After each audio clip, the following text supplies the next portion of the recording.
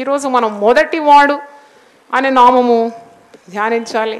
మరి ప్రకటన గ్రంథంలో పద్మోస్ ద్వీపంలో యేసు శిష్యుడైన, యేసు ప్రేమించిన శిష్యుడు, యేసు రొమ్మున ఆనుకున్న శిష్యుడు యోహాను చూసిన దర్శనంలో కొన్ని నామములు మనం ధ్యానించాలి. ప్రకటన గ్రంథం, యోహాను రాసిన ప్రకటన గ్రంథం 1వ అధ్యాయము 18వ వచనం. నేను మొదటి వాడను, కడపటి వాడను, జీవించువాడ, మృతుడనైతిని గాని ఇదిగో యుగ యుగములు సజీవుడనై ఉన్నాను. మరియు మరణం యొక్కయు, పాతాళం యొక్కయు, పాతాళలోకం యొక్క తాళపు చెవులు నా స్వాధీనములో ఉన్నవి.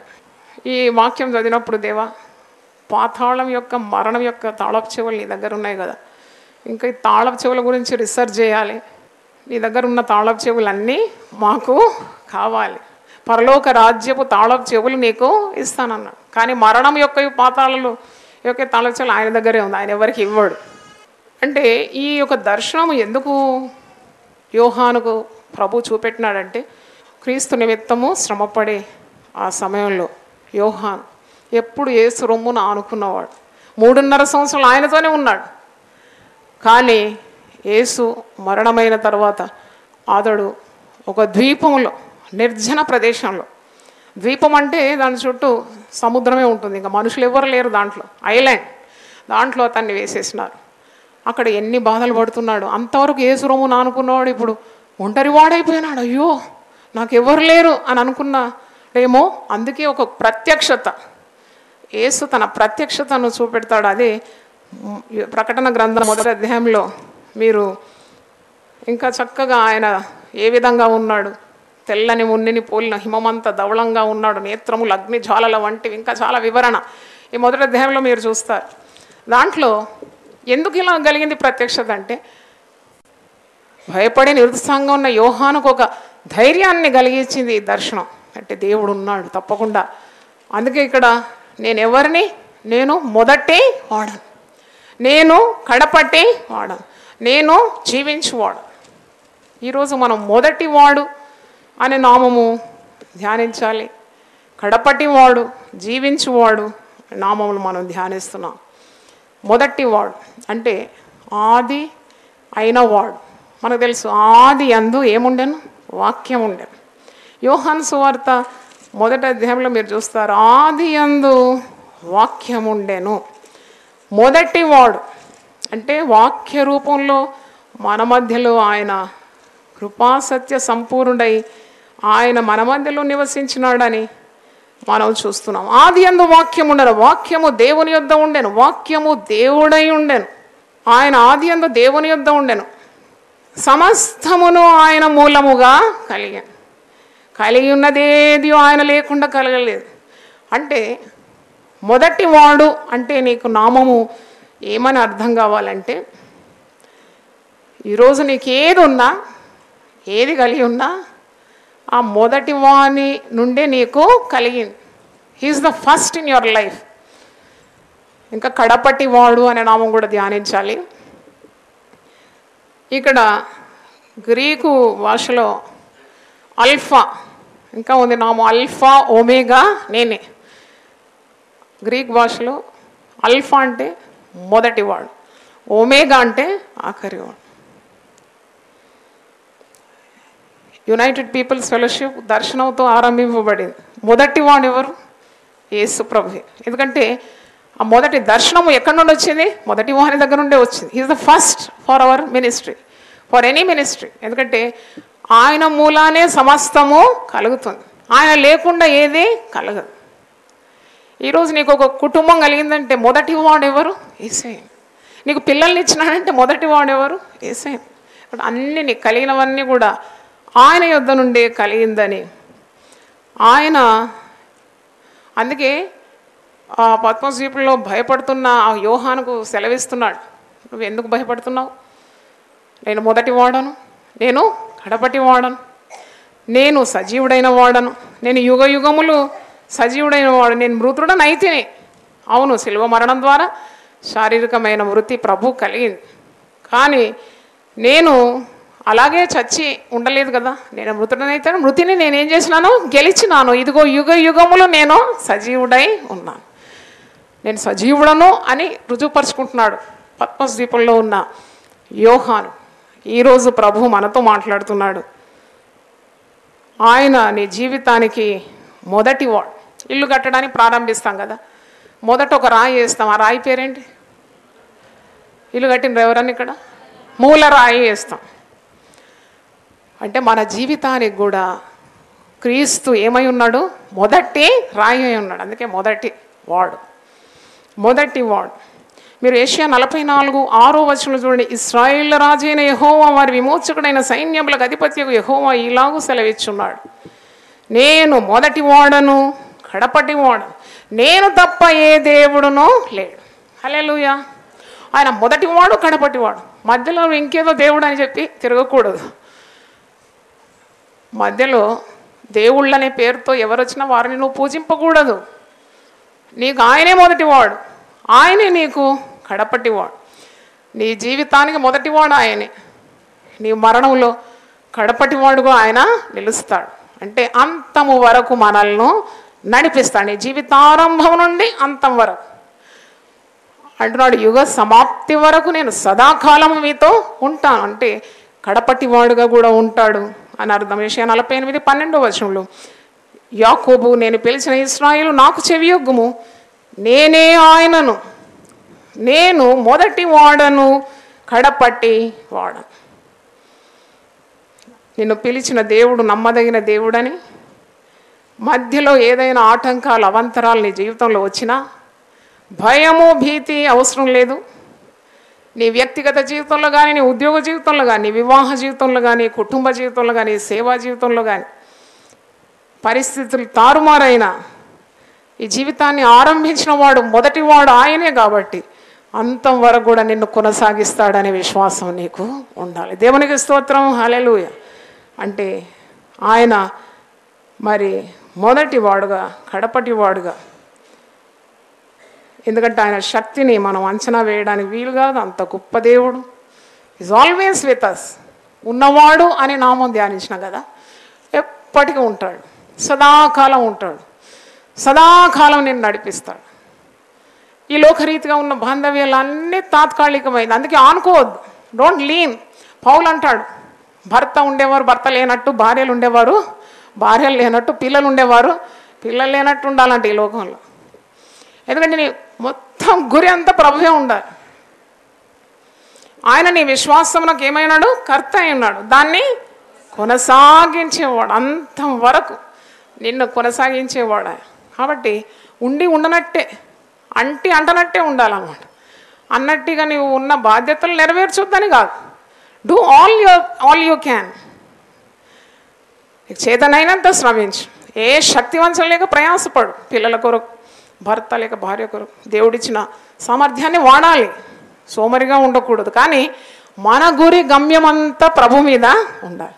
మనం ఆనుకోకూడదు. ఆనుకుంటే అది ఒకవేళ వారి లోకం నుండి దాటిపోతే నువ్వు నిరుత్సాహపడిపోతావు, కృంగిపోతావు, కుమిలిపోతావు. అయ్యో నాకెవరు లేరు అంటావు. కానీ విశ్వాసం ఎప్పుడు కూడా నాకెవరూ లేరు అనకూడదు. తప్పకుండా నీకు దేవుడు ఉన్నాడు. దేవునికి స్తోత్రం. ఆయన జీవము గల దేవుడు. దేవునికి స్తోత్రం.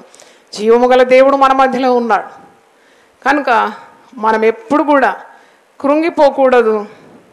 మొదటి వాడుగా నా జీవితంలో ఉన్నాడని నీకు ఆ ధైర్యం ఉండాలి. వివాహ జీవితంలో ఆయన నీకు మొదటి వాడుగా ఉన్నాడు. నీ కుటుంబ ఆరంభంలో ఆయనే మొదటివాడుగా ఉన్నాడు. నీ రక్షణ ఆరంభంలో ఆయనే మొదటివాడుగా.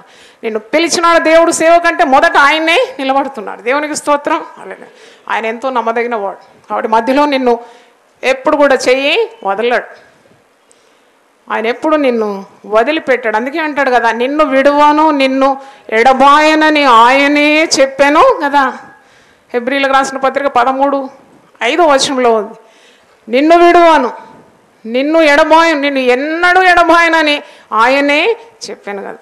అందుకే లోకంలో ఉన్న ధనం మీద కానీ, బంధువుల మీద, బలగాల మీద, ప్రేమల మీద, ఈ లోకాకర్షణ మీద నువ్వు ఆనుకోకూడదు. నువ్వు ఆయన మీద ఆనుకోవాలి. ఎవని మనస్సు నీ మీద ఆనుకొని ఉండునో వాడిని పూర్ణ శాంతి గలవానిగా చేస్తుంది. అరణ్య మార్గములో తన ప్రియుని మీద ఆనుకొని వచ్చు ఈమె ఎవతి.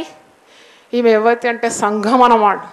అంత కష్టాలు, బాధ అరణ్య మార్గంలో వస్తుంది వధువు సంఘం. విశ్వాసి కూడా అరణ్య మార్గంలోనే ప్రయాణం చేస్తున్నాడు. అప్పుడు కానీ అరణ్యం అంటే భయపడడం లేదు, క్రూర మృగాలంటే భయపడడం లేదు, చీకటి అంటే భయపడడం లేదు. ఎందుకంటే ఎవరి మీద ఆనుకున్నాడు? మొదటి వాని మీద ఆనుకున్నాడు. దేవునికి స్తోత్రం, హల్లెలూయా. కాబట్టి నువ్వు భయపడే అవసరం లేదు. తర్వాత కడపట్టి వాడు, ఈ వరుసలోనే ఉంది. నేను మొదటి వాడను, నేను కడపట్టి వాడను, జీవించువాడు. ఒకటే వరుసలో ఈ నామాలన్నీ ఉన్నాయి.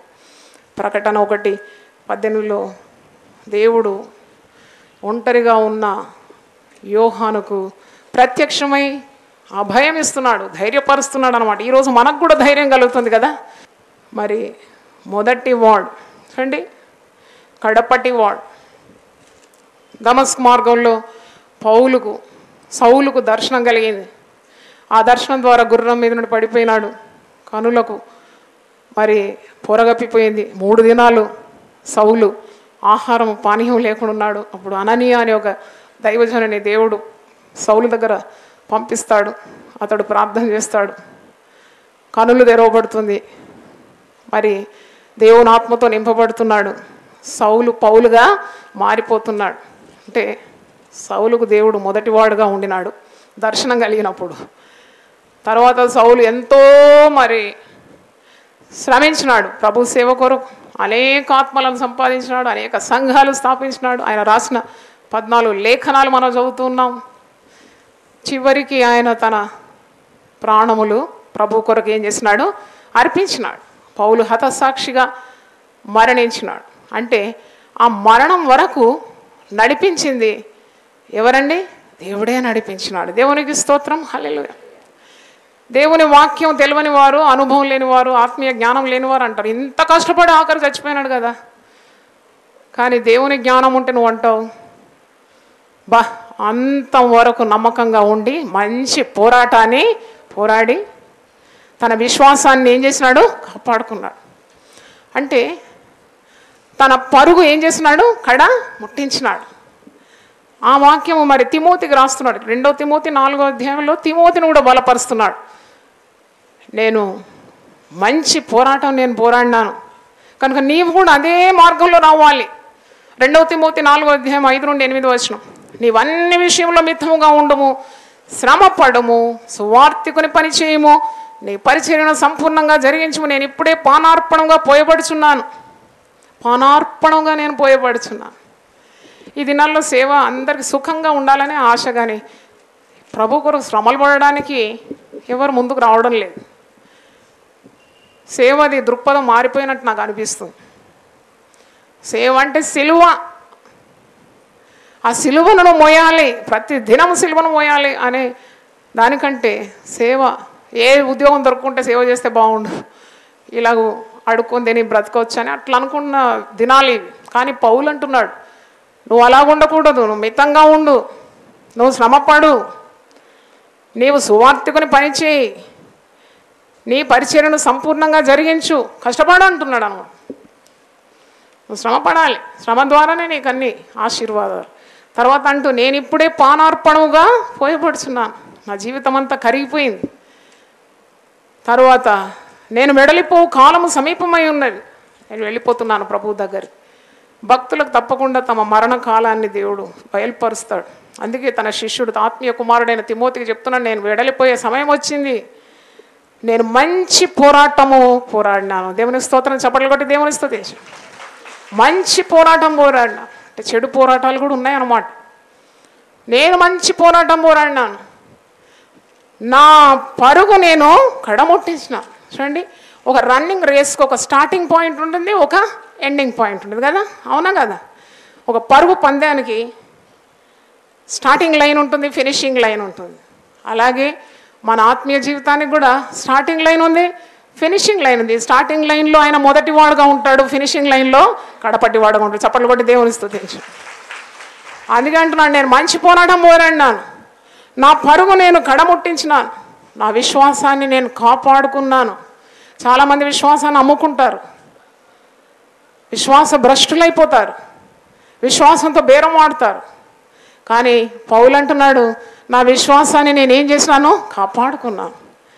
మరి ఇక మీదట నా కొరకు నీతి కిరీటము ఉంచబడి ఉంది. అలా చెప్పడానికి ధైర్యం ఉందా? నేను మరి నారాయణగూడ సిమెట్రీ పోవలసి వచ్చింది, పోయినా. అక్కడ ఒక వ్యక్తి నాకు తెలుసు జీవితం అంతా త్రాగుబోతుగా బ్రతికినాడు. కానీ ఆయన సమాధి మీద ఈ వాక్యం రాసి ఉంది. ఆయన సమాధి మీద మంచి పోరాటం పోరాడినాను, నా విశ్వాసం కాపాడుకున్నాను, నా పరుగు నేను కడగొట్టాను. నాకైతే చాలా ఆశ్చర్యమైంది. చూడండి, దేవుని వాక్యాన్ని ఎంత అలకగా చేసేస్తున్నారు. భగత్ సింగ్ బ్రదర్ లేకుంటే మత్తయ్య పాస్టర్ వాళ్ళ సమాధి మీద రాస్తే ఒక అర్థం ఉంది కదా. త్రాగుబోతులు విచ్చలవిడిగా బ్రతికిన వ్యక్తి సమాధి మీద ఇది రాస్తే దీనికి ఏం విలువ ఉంది? నేను ఎందుకు చెప్తున్నానంటే, నీ విశ్వాస జీవితంలో మొదటివాడుగా కడపటివాడుగా ఉండి నీ పరుగును కడముట్టించే దేవుడు ఉన్నాడు. అందుకే నువ్వు మధ్యలో ఆ పరుగును వదిలిపెట్టి పోకూడదు అన్నమాట. చాలామంది మధ్యలోనే ప్రభువును వదిలిపెడతారు. ఇప్పుడు అమ్మో మేమే ఈ శ్రమలు తట్టుకోలేం, మాకు ఈ కష్టాలు వద్దు అని చెప్పి విశ్వాస జీవితాన్ని వదిలిపెట్టేవారు ఉన్నారు. అందుకే ఈ మాటలు, ఈ నామం ద్వారా నువ్వు నేర్చుకోవాలి. ప్రభువు నీకు ఎల్లవేళ్ళ తోడుగా ఉన్నాడు. నేను ఎప్పుడైనా ఏదైనా ఒక శీర్షిక ఆరంభించినప్పుడు కొద్దిగా భయం అయ్యేది. ఎందుకంటే అబ్బో 1000 నామముల ఆరంభించినప్పుడు అనుకున్నాను, చెప్పేదాకా ఆయుస్సు ఉంటుందా, ఆరోగ్యం ఉంటుందా? అప్పుడు దేవుడు మాట్లాడేది, ఆరంభంలో ఉన్న శక్తి నీకు అంతం వరకు కూడా నేను ఇస్తాను. దేవుని స్తోత్రం. మొదటి వాడను నేనే, కడపటి వాడను నేనే. కొన్నిసార్లు 119వ కీర్తన 6 నెలలు బోధించినాను. ఆరంభించినప్పుడు 176 వచనాలు బోధించాలి ఒక్కొక్క ప్రసంగంగా. ఇది సాధ్యమా అనుకున్నాను. దేవుడు మొదటివాడుగా ఉండి కడపటివాడుగా నడిపించినాడు. అలాగే 1000 వాగ్దానాలు 5 సంవత్సరాలు బోధించినాను. ఆయన మొదటివాడుగా ఉన్నాడు, కడపటివాడు. ఇప్పుడు 1000 ఆదేశాలు 6 సంవత్సరాల నుండి బోధిస్తున్నాము. ఇంకా 400 పైనే ఉంది. ఇంకా 600 ఎప్పుడు బోధించాలి అంటే ప్రభు అంటాడు, నేను మొదటివాడను, కడపటివాడు. చప్పట్లు కొట్టి దేవుని స్తుతిద్దాం. జీవించువాడు అనే నామము, ఆయన మొదటివాడు, కడపటివాడు, జీవించువాడు. హల్లెలూయా. జీవించువాడు, నిరంతరం ఉండే దేవుడు, యుగ యుగములకు ఆయన దేవుడే ఉన్నాడు.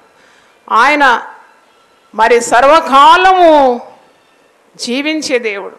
అందుకే నేను మొదటి వాడను, కడపటి వాడను, జీవించు వాడను అంటే ఎవరు ఆత్మహత్య చేసుకోవద్దని అర్థం.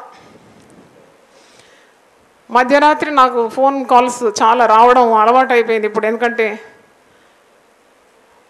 ఆ ఫోన్ కాల్స్ వచ్చి అమ్మా నేను చచ్చిపోతా.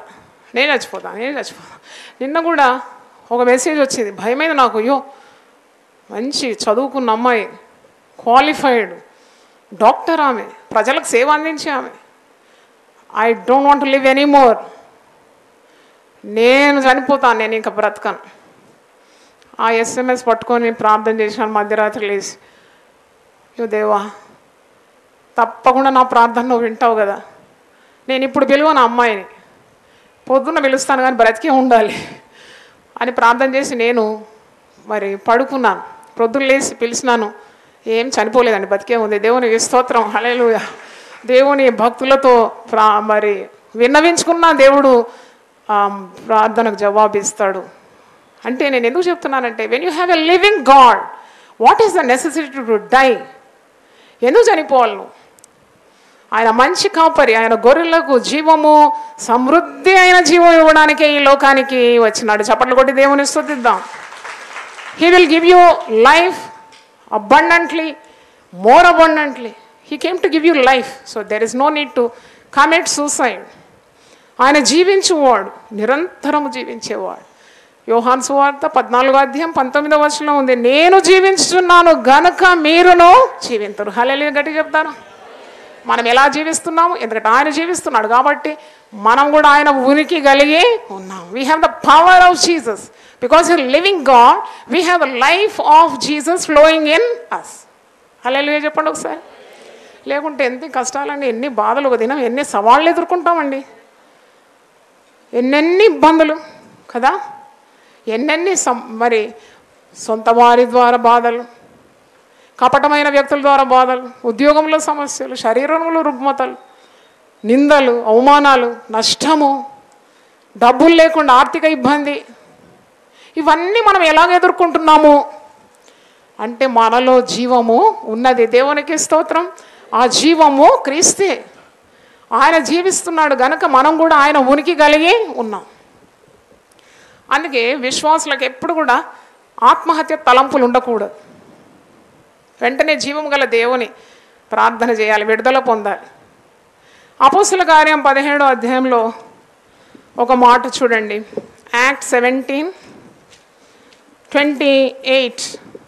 అపోస్తుల కార్యం 17:28. ఇక్కడ అపోస్తులు అంటున్నారు ఒక మాట, మనము ఆయన యందు బ్రతుకుచున్నాము, చలించుచున్నాము, ఉనికి కలిగి ఉన్నాము. దేవునికి స్తోత్రం. హల్లెలూయా. నాకు ఎప్పుడు అనిపిస్తుంది 20 సంవత్సరాలు సేవ ఎలా చేశాను, ఏ సపోర్ట్ లేదు, బాధలు పంచుకోవడానికి వ్యక్తులు కూడా లేరు నాకు. అబ్బా, ఆర్థికంగా సహాయం ఎవరు చేసినారు? ఇంత అమోఘమైన సేవ. ఇప్పుడు మరి లోకమంతా రికగ్నైజ్ చేస్తుంది యునైటెడ్ పీపుల్ ఫెలోషిప్ను. ఈ సంఘాన్నే గుర్తించినారు, నన్ను గుర్తించినారు. ఇది ఎలా సాధ్యమైంది? నాకు ఎవరిచ్చినారా శక్తి అంటే కేవలము జీవించుచున్న ప్రభువే. ఆయన జీవిస్తున్నాడు, నన్ను జీవింపజేసినాడు. ఆయన ద్వారా నాకు ఉనికి కలిగింది, ఆయన ద్వారా నాకు సామర్థ్యం కలిగింది, ఆయన ద్వారా నాకు బలం కలిగింది, ఆయన ద్వారా నాకు అవసరతలన్నీ తీరిపోయింది. ఆయనే నాకు దర్శనమిచ్చినాడు, ఆయనే నాకు సామర్థ్యం ఇచ్చి నడిపించినాడు. అందుకే అపోస్తలులు అంటున్నారు, ఆయన ద్వారానే మేము బ్రతుకుచున్నాము. హల్లెలూయా చెప్పండి ఒకసారి. మనం ఆయన యందు బ్రతుకుచున్నాము, చలించుచున్నాము, ఉనికి కలిగి ఉన్నాము. హల్లెలూయా. కనుక చనిపోవడం ఒక పరిష్కారం కాదు, పరిస్థితుల నుండి పారిపోవడం ఒక పరిష్కారం కాదు. నీవు ఉన్న చోటనే నిలబడాలి. జీవము గల దేవుని నీ హృదయంలో ఉంచుకోవాలి. ఆయన జీవిస్తున్నాడు కనుక నీవు కూడా జీవిస్తావని, ఆయన వచ్చిందే నీకు జీవం ఇవ్వడానికి, సమృద్ధి అయిన జీవం ఇవ్వడానికి అనే విశ్వాసంతో ఎటువంటి సవాళ్ళను కూడా ఎదుర్కోవడానికి విశ్వాసి ఎప్పుడు కూడా సిద్ధంగా ఉండాలి. దేవునికి స్తోత్రం. హల్లెలూయా. మరి యెషయా 44:14-18 చదివితే అన్యజనులు ఎంత మూర్ఖ పనులు చేస్తున్నారు, భీకరమైన విగ్రహములు చేసుకొని పిచ్చి చేష్టలు చేస్తున్నారని వాక్యంలో ఉన్నది. ఇర్మియా గ్రంథంలో ఒక మాట ఉంది, అన్యులు పోత విగ్రహాలు చేస్తున్నారు, భీకర విగ్రహాలు చేసి దాని ముందు నాట్యం ఆడుతున్నారు. వారికి నిజమైన దేవుడు, సజీవుడైన దేవుని గురించిన జ్ఞానము లేదు. పిలిస్తే ఆ దేవుడు పలకడు, సహాయం చేయడానికి చెయ్యి చాపడు, మొరలు వినడు, వారి పరిస్థితులు చూడడు. కానీ విశ్వాసి మరి జీవము గల దేవుని ఆరాధిస్తున్నావని, ఒక విగ్రహాన్ని నీవు పూజింపడం లేదని, నీలో ఉన్నవాడు జీవిస్తున్నాడని, నీకు జీవం ఇస్తాడని, నీవు నీ ఆయుస్సును ముగించుకునే పని లేదు. ఆయన మొదటివాడుగా ఉండి, కడపటివాడుగా ఉండి, తన నిబంధనను స్థిరపరుస్తూ ఆయన మరి అంతము వరకు కూడా నిన్ను నడిపిస్తాడు. సజీవుడైన దేవుడని, జీవించే దేవుడని, ఉన్నవాడని నీవు అర్థం చేసుకోవాలి. యెషయా 44లో మాట ఉంది, నీవే నా దేవుడవు, నన్ను రక్షింపుమని వారు విగ్రహాలకు ప్రార్థిస్తారు. వారు వివేచింపరు, గ్రహింపరు. చూడకుండానట్లు వారి కన్నులు కప్పబడెను, గ్రహింపకుండానట్లు వారి హృదయములు మూయబడెను. కానీ ప్రభువు నమ్ముకున్న బిడ్డలు అలాంటి పని చేయడం లేదు. వారు అన్యుల వలె జీవం లేని మూగ విగ్రహాల తట్టు కాక జీవించువాడు సజీవుడైన దేవుని ఆరాధిస్తున్నారు. ఆయన సిలువలో మరణించి తిరిగి మృత్యుంజయుడైనాడు. ఆయన మరణాన్ని గెలిచి పాతాళం యొక్కయు మరణం యొక్క తాళపు చెవులు కలిగిన వాడు. అందుకే ఆయన యందు విశ్వాసం ఉంచువారు నశింపక నిత్య జీవాన్ని కూడా స్వతంత్రించుకుంటున్నారు. దేవునికి స్తోత్రం. హల్లెలూయా. ఆయన మరి నీకు ఉనికి, సామర్థ్యము, శక్తిని అనుగ్రహిస్తున్నాడు. అపరాధముల చేత, పాపముల చేత చచ్చిన మనల్ని క్రీస్తుతో కూడా ఏం చేస్తున్నాడు? తిరిగి బ్రతికిస్తున్నాడు, లేపుతున్నాడు. చప్పట్లు కొట్టి దేవుని స్తుతిద్దాం. హల్లెలూయా. నేను నామములు చదువుతున్నప్పుడు 2 చేతులు ఎత్తి 3 సార్లు స్తోత్రం, స్తోత్రం, స్తోత్రం. నేను మొదటి వాడను, నేను కడపటి వాడను, జీవించువాడు. హల్లెలూయా, హల్లెలూయా. ప్రార్థన చేసుకుందాం. ప్రభువా, నామములతో నిన్ను స్తుతించడానికి మాకు ఇచ్చిన ఈ ధన్యత, ఈ భాగ్యం కొరకు వందనాలు. మొదటి వాడవని, కడపట్టి వాడవని, జీవించు వాడవని ప్రభువా, ఈ ధ్యానం ప్రభువా ఇక్కడ నడిపించిన వందనాలు చెల్లిస్తున్నాం. నీ యొక్క గుణగణాలను మీరు బయలుపరిచినందుకు వందనాలు చెల్లిస్తున్నాం. ప్రతి హృదయాన్ని బలపరిచినందుకు వందనాలు. ఇక్కడ కూడి వచ్చిన ప్రతి బిడ్డను దీవించండి. దేవుని వాక్యం విన్నవారిని కూడా బలపరిచినావు, వారిని కూడా దీవించమని సకల ఆశీర్వాదాలతో మమ్మను పంపమని యేసు నామములో అడుగుతున్నాను తండ్రి. ఆమెన్. హల్లెలూయా చెప్పండి 3 సార్లు. హల్లెలూయా.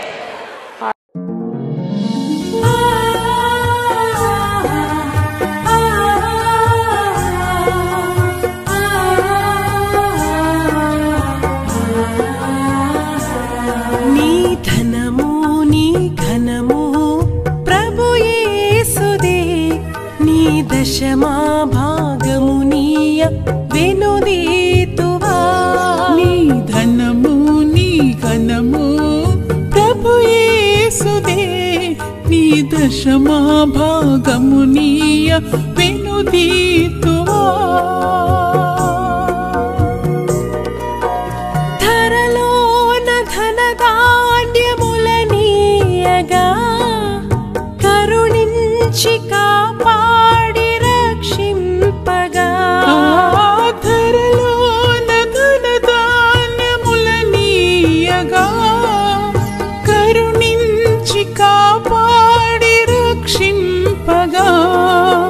పరలోకనాదుండు నీకీయగా మరి యేసు కొరకీయ వెనుదీతువా. పరలోకనాదుండు నీకీయగా మరి యేసు కొరకీయ వెనుదీతువా. నీ ధనము నీ ఘనము ప్రభు యేసుదే, నీ దశమా భాగమునీయ వెనుదీతువా. పాడి పంటలు ప్రభువు నీకీయగా కూడు గుట్టలు నీకు దయచేయగా. పాడి పంటలు ప్రభువు నీకీయగా కూడు గుట్టలు నీకు దయచేయగా. వీడంగ ప్రభు యేసు నామంబును గడువేల ప్రభుకీయను క్రైస్తవా. వీడంగ ప్రభు యేసు నామంబును గడువేల ప్రభుకీయను క్రైస్తవా.